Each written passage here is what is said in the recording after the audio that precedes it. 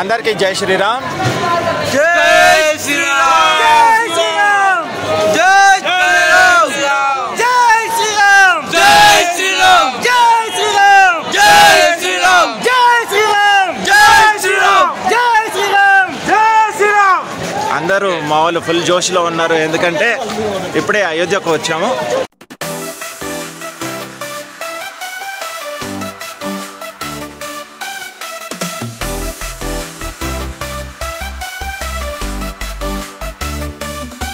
అరవిందుతో నడిచే దారులు, గుండె గడియారం లాగే కలలో, కాళ్ళ నడక గగనాల దాకా మన ప్రయాణం ఏదో మధుర కథగా.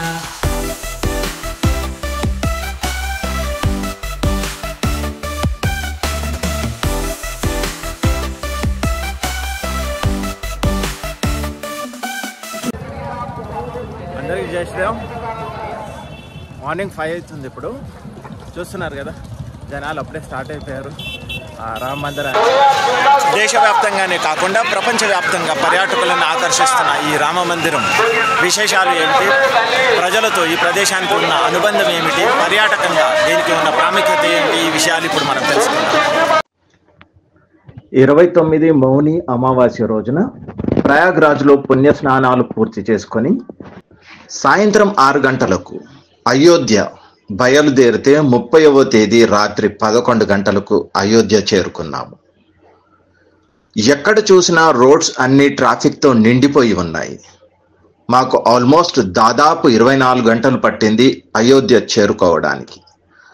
అప్పటికి మేము గూగుల్ లొకేషన్లో పొలాల పక్కన నుండి ఒక రోడ్ చూపించింది. మాకు ఆ విలేజ్ దారుల్లో ఆల్మోస్ట్ 30 కిలోమీటర్ల ప్రయాణం చేశాక హైవే టచ్ అయ్యింది.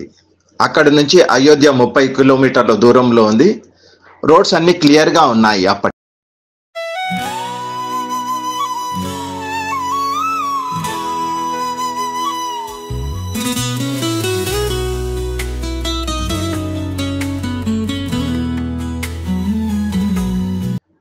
ఇదే మెయిన్ ఎంట్రన్స్ రామ మందిరానికి.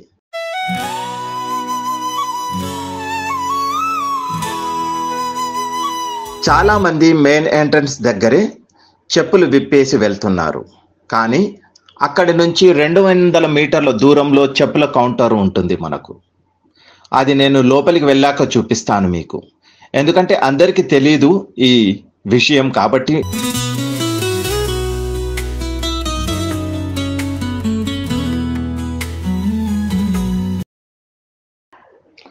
ఎక్కడ చూసినా విన్నా జై శ్రీరామ్ నామస్మరణతో మారిమోగిపోతున్నాయి ఇక్కడి పరిసర ప్రాంతాలు. జై శ్రీరామ్. జై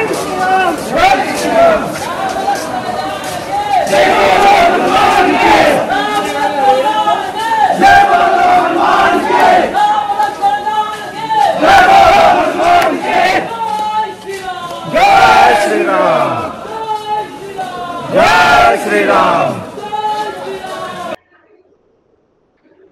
ఇలాగే కొంచెం ముందుకు వెళ్ళగానే మనకు లగేజ్ చెకింగ్ కౌంటర్ వస్తుంది. అక్కడ లగేజ్ చెక్ చేసి ముందుకు పంపిస్తారు.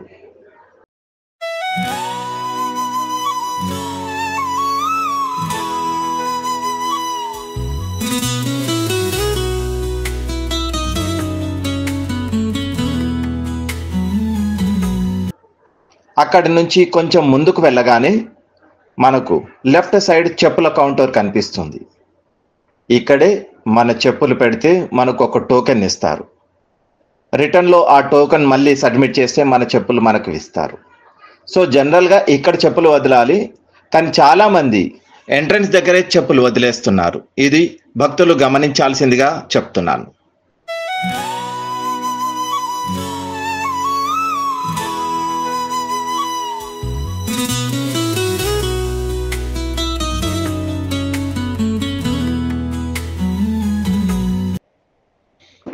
ఇక్కడి నుంచి కొంచెం ముందుకు వెళితే రైట్ సైడ్ మనకు మొబైల్ కౌంటర్ వస్తుంది. అక్కడ మన మొబైల్ లాకర్లో మొబైల్ని పెట్టేసి ఒక టోకెన్ తీసుకోవాలి.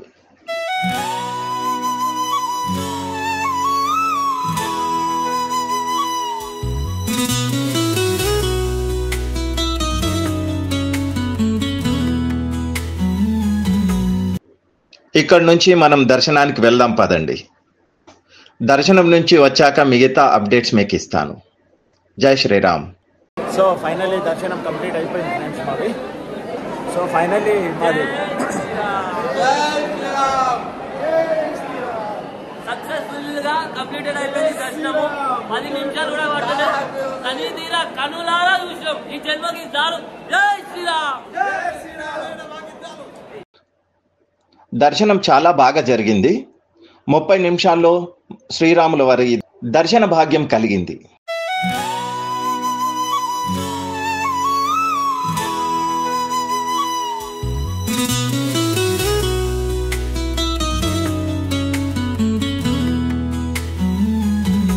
రిటర్న్లో మొబైల్ కౌంటర్ నుండి మొబైల్స్ తీసుకొని, అలాగే చెప్పుల స్టాండ్ నుంచి చెప్పులు తీసుకొని బయటకు వచ్చేసరికి రోడ్లన్నీ భక్తులతో నిండిపోయాయి. చూడండి, లక్షల్లో ఉన్నారు ఇక్కడ జనాలు.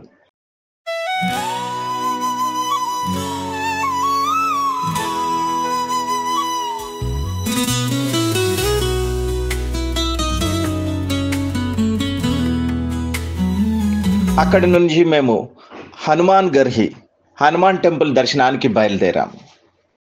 హనుమాన్ గర్హి సందర్శించకపోతే రామ్లల్లా దర్శనం అసంపూర్తి అని ఇక్కడ భక్తుల విశ్వాసం.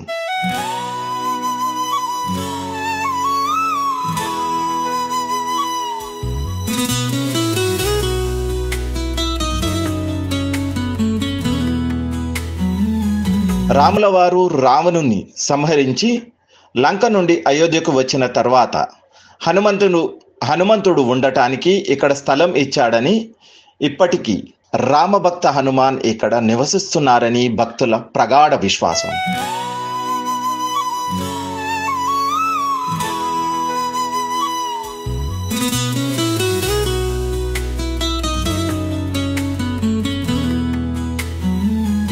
హనుమంతుని బాలరూపాన్ని ఇక్కడ మనం చూడవచ్చు. ఈ టెంపుల్లో హనుమంతుని బాలరూపాన్ని ఇక్కడ మనం చూడవచ్చు. ఆలయంలో ఆంజనేయుని తల్లి అంజనీదేవి విగ్రహం కూడా ఉంటుంది. పదండి దర్శనం చేసుకుందాం.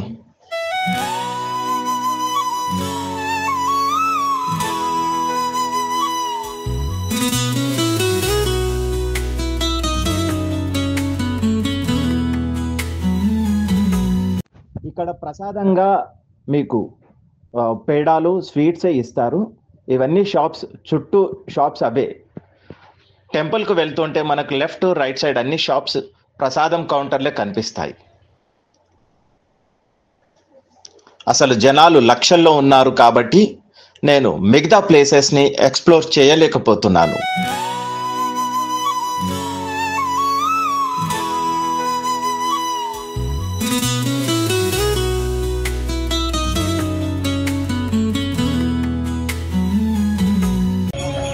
సో మేము రాత్రి వచ్చేసరికి 11 అయింది. సో అప్పటికే టెంపుల్ క్లోజ్ అయిపోయింది. సో వాళ్ళు ఏం చెప్పారంటే ఎర్లీ మార్నింగ్ 5 o'clock మీకు టెంపుల్ ఓపెన్ అవుతుంది, తొందరగా వెళ్తే దర్శనం ఫాస్ట్గా అయిపోయి బయటకు వచ్చేస్తారని చెప్పారు. సో అదే తీరుగా మేము మార్నింగ్ 4 o'clock లేచి స్నానాలు చేసుకొని దర్శనానికి వెళ్ళాము. దర్శనం అద్భుతంగా జరిగింది, అందరము హ్యాపీ. సో ఇది మేము ఉన్నది. ఇక ఒక నైట్కి ఎక్కువ ఎందుకని మేము ఎక్కడ తీసేసుకున్నాము. 2500 రూపీస్ ఛార్జ్ చేశారు. టోటల్గా మేము 9 members ఉన్నాము ఈ రూమ్లో. సో గీజర్ కూడా ఉంది. ఇంక ఎక్కువ ఆలోచన చేయలేదు. Okay, room is okay.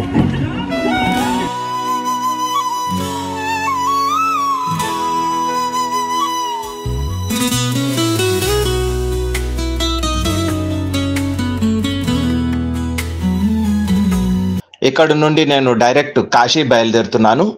Next వీడియోలో డీటెయిల్గా ఇస్తాను మీకు కాశీ గురించి. Hi, hello, namaste. నేను Aravind. Welcome back to journey with Aravind. ఈరోజు అయోధ్య రామాలయ టెంపుల్ బాలరాముడి గురించి తెలుసుకుందాం. శ్రీరాముడి జన్మభూమిగా భావించే అయోధ్యలో ఆలయాన్ని నిర్మించాలనేది హిందువుల దశాబ్ద కళ. ఆ సుదీర్ఘ కళ 2024 జనవరి 22న సాకారమైంది. ప్రధాని నరేంద్ర మోడీ చేతుల మీదుగా గర్భగుడిలో పూజలు జరిగాయి. మధ్యాహ్నం 2:29 నుండి 12:30 మధ్య అమృత గడియల్లో బాలరాముడి విగ్రహ ప్రాణప్రతిష్ఠ జరిగింది. ప్రపంచవ్యాప్తంగా కోట్లాది మంది భక్తులు ఈ అపురూప ఘట్టాన్ని టీవీ తెరపై వీక్షిస్తూ మర్చిపోయారు. వందలాది మంది అతిథులు ఈ కార్యక్రమంలో ప్రత్యేకంగా పాల్గొన్నారు. రామ జన్మభూమి ఆలయం కింద మొత్తం 70 ఎకరాల స్థలం ఉన్నప్పటికీ ప్రధాన ఆలయాన్ని 2.7 ఎకర్స్లోనే నిర్మించారు. ఇందులో బిల్డప్ ఏరియా వచ్చి 57,400 చదరపు అడుగులు. అయోధ్య రామ మందిర నిర్మాణం మాటల్లో చెప్పినంత తేలిగ్గా జరగలేదు. దీని వెనకాల శతాబ్దాల చరిత్ర ఉంది. ఎన్నో పోరాటాలు జరిగాయి. అయోధ్య మందిరం ప్రత్యేకత ఇదే. వాస్తవానికి ఇక్కడ నేల భారీ నిర్మాణాలకు అనువుగా లేదని నిపుణులు గుర్తించారు. దేశంలోని ఐఐటి నిపుణుల సూచనల మేరకు రామాలయ నిర్మాణం తలపెట్టిన ప్రదేశంలో మట్టిని తవ్వించి ప్రత్యేకంగా మిక్స్ చేసిన కాంక్రీట్తో నింపేశారు. 56 పొరలుగా దృఢంగా కాంక్రీటు నేలను తయారు చేసి దాని మీద గ్రానైట్తో 21 అడుగుల ఎత్తున పునాదిని వేశారు. దానిపైన మందిర నిర్మాణాన్ని చేపట్టారు. 2500 సంవత్సరాల పాటు మందిరం పటిష్టంగా ఉండేలా నిర్మించారు. రెక్టర్ స్కేలు 10 పాయింట్స్ తీవ్రతతో భూకంపం వచ్చినా రామాలయం చెక్కు చెదరదు. భక్తులు రామ్లల్లా అని పిలుచుకునే రాముడి విగ్రహాన్ని 51 అడుగుల ఎత్తుతో సుమారు 4.25 అడుగులు ఆకర్షణీయమైన నల్లని రాతితో రాజస్థాన్లో తీర్చిదిద్దారు. కర్ణాటకలోని మైసూర్కు చెందిన శిల్పి అరుణ్ యోగిరాజు ఈ విగ్రహాన్ని రూపొందించారు.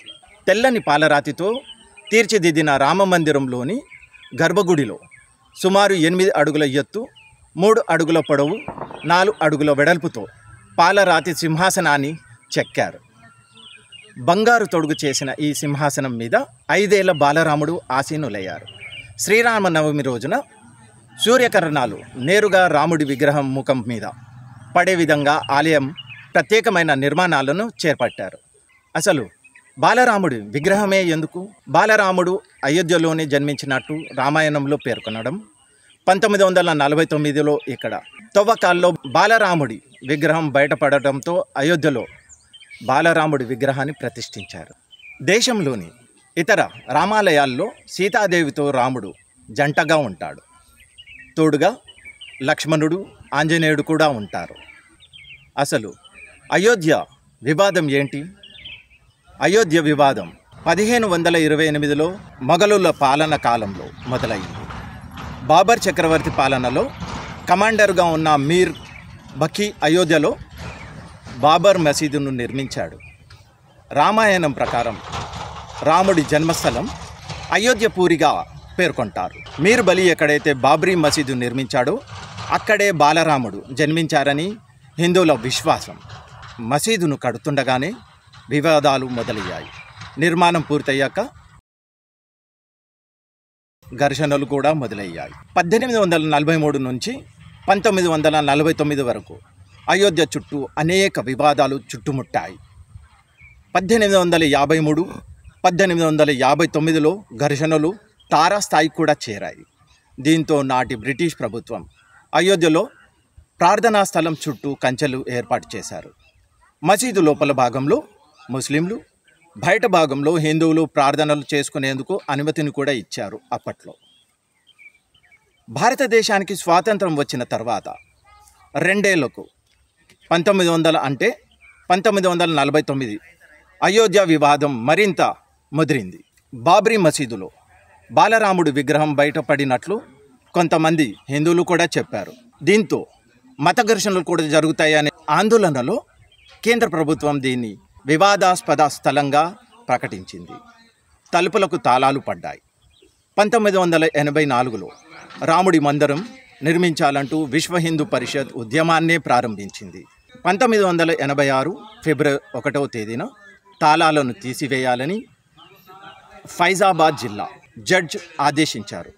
హిందువులు లోపలకు వెళ్ళి పూజలు చేసుకోవచ్చని కూడా చెప్పారు. అప్పుడే బాబ్రీ మసీదు కార్యాచరణ సంఘం ఏర్పాటైంది. 1990లో బీజేపీ అగ్రనేత ఎల్కే అద్వానీ అయోధ్యలో రామమందిరం నిర్మాణానికి మద్దతుగా సోమనాథ్ నుండి రథయాత్రను చేపట్టారు. 1992 డిసెంబర్ 6న కొంతమంది కార్యకర్తలు బాబ్రీ మసీదు కూల్చేశారు. ఇది దేశవ్యాప్తంగా పెద్ద సంచలనమే సృష్టించింది. చాలా చోట్ల మత ఘర్షణలు కూడా జరిగాయి. అయోధ్యతో పాటు దేశంలోని పలు ప్రాంతాల్లో చెలరేగిన మత ఘర్షణలో వేలాది మంది ప్రాణాలు కూడా కోల్పోయారు. 2003లో భారత పురావస్తు శాఖ చేపట్టిన తవ్వకాల్లో మసీదు కింద ఒక నిర్మాణం ఉండేదని తేలింది. అయితే ఏఎస్ఐ వాదనతో ముస్లింలు విభేదించారు. 2010లో వివాదాస్పద భూమిని 3 భాగాలుగా విభజిస్తూ అలహాబాద్ హైకోర్టు తీర్పు ఇచ్చింది. అయితే అయోధ్య అంశం ఇక్కడే కీలక మలుపు తిరిగింది. ఈ స్థలాన్ని విభజించి సున్నీ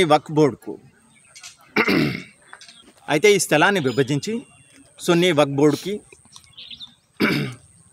నిర్మోహి అఖాడాకు అలాగే రామ్లల్లా తరఫు ప్రతినిధులకు కేటాయించాలని అలహాబాద్ కోర్టు ఆదేశించింది. అలహాబాద్ హైకోర్టు ఇచ్చిన తీర్పుపై 2011లో సుప్రీంకోర్టుపై స్టే విధించింది. 2019లో సుప్రీంకోర్టు చారిత్రక తీర్పు 2011 నుంచి 2016 వరకు అయోధ్య వివాదంపై ముస్లిం కోర్టులో పలుమార్లు విచారణ కూడా జరిగింది. 2019లో నవంబర్ 9న వివాదాస్పదమైన 2.77 ఎకరాల భూమిని రామాలయ నిర్మాణం నిమిత్తం ఒక ట్రస్టుకు కేటాయించాలని సుప్రీంకోర్టు ధర్మాసనం తీర్పును ఇచ్చింది. మసీదు నిర్మాణం కోసం ప్రత్యామ్నాయంగా అయోధ్యలోనే మరో ప్రదేశంలో 5 ఎకరాల భూమిని కూడా కేటాయించాలని తీర్పు చెప్పింది. 2020 ఫిబ్రవరి 5న కేంద్ర ప్రభుత్వం రామాలయ నిర్మాణం నిర్వహణకు శ్రీరామ జన్మభూమి తీర్థక్షేత్ర ట్రస్టును ఏర్పాటు చేసింది. 2020 ఆగస్టు 5న రామ జన్మభూమి స్థలంలో ఆలయ నిర్మాణానికి ప్రధాని నరేంద్ర మోడీ శంకుస్థాపన చేశారు. స్వాతంత్రం వచ్చిన తర్వాత తొలినాళ్లలో గుజరాత్లోని సోమనాథ్ మందిరం పునర్నిర్మాణాన్ని చేపట్టారు. ఇందుకోసం ప్రజలు పెద్ద ఎత్తున విరాళాలు కూడా సేకరించారు. రామ మందిర నిర్మాణానికి ఇదే పద్ధతిని అనుసరించారు. ఇక్కడ విరాళాల కోసం 2020లో ప్రత్యేక బ్యాంక్ ఖాతా తెరిచారు. తొలి విరాళంగా కేంద్ర ప్రభుత్వం తరపున హోంశాఖ అండర్ సెక్రటరీ ₹1 విరాళాన్ని ఇవ్వగా రాష్ట్రపతి తన నెల జీతాన్ని ఇచ్చారు. నాడు దేశమంతటా కోవిడ్-19 లాక్డౌన్ కొనసాగుతూనే ఉంది. అయినప్పటికీ కేవలం 2 నెలల్లోనే ఈ ఖాతాకు 4.60 కోట్ల విరాళాలు రావడం ఒక చరిత్రనే మనం చెప్పవచ్చు. అయోధ్యలో భూమి పూజ జరిగి మందిర నిర్మాణం ఊపందుకోవడంతో మరింత పెద్ద ఎత్తున విరాళాలు అందుతూ వచ్చాయి. 2024 జనవరి 1 నాటికి దేశ విదేశాల నుంచి సుమారు 50,000 కోట్ల రూపాయల విరాళాలు అందాయని రామ జన్మభూమి తీర్థక్షేత్ర ట్రస్ట్ పేర్కొనింది. ఇంత తక్కువ సమయంలో ఇన్ని కోట్ల విరాళాల సేకరణ ప్రపంచంలోనే ఎప్పుడూ జరగలేదు. రాముడి మీద అపారమైన భక్తితో కొంతమంది అప్పులు చేసి మరీ ₹1,00,000 కూడా విరాళంగా ఇచ్చారు. అయితే మరికొంతమంది విరాళాలు ఇచ్చేందుకు ఎకరాల భూమిని అమ్ముకున్నారు. బిచ్చగాళ్ళు, ట్రాన్స్జెండర్లు, పింఛన్పై జీవించే వృద్ధులు ప్రతి ఒక్కరూ ఎంతో కొంత రాముడికి ఇచ్చారు. అయితే 2024 జనవరి 22 నాటికి శరవేగంగా పనులు పూర్తి అయ్యాయి. అయోధ్యలో ప్రాణప్రతిష్ఠ కార్యక్రమం అంగరంగ వైభవంగా జరిగింది. అనంతరం ప్రధాని నరేంద్ర మోడీ భావోద్వేగంగా ప్రసంగించారు కూడా. సో మరిన్ని విశేషాలతో మరొకసారి మరో వీడియోలో మళ్ళీ కలుద్దాం. అంతవరకు భారత్ మాతాకి జై. జై హింద్.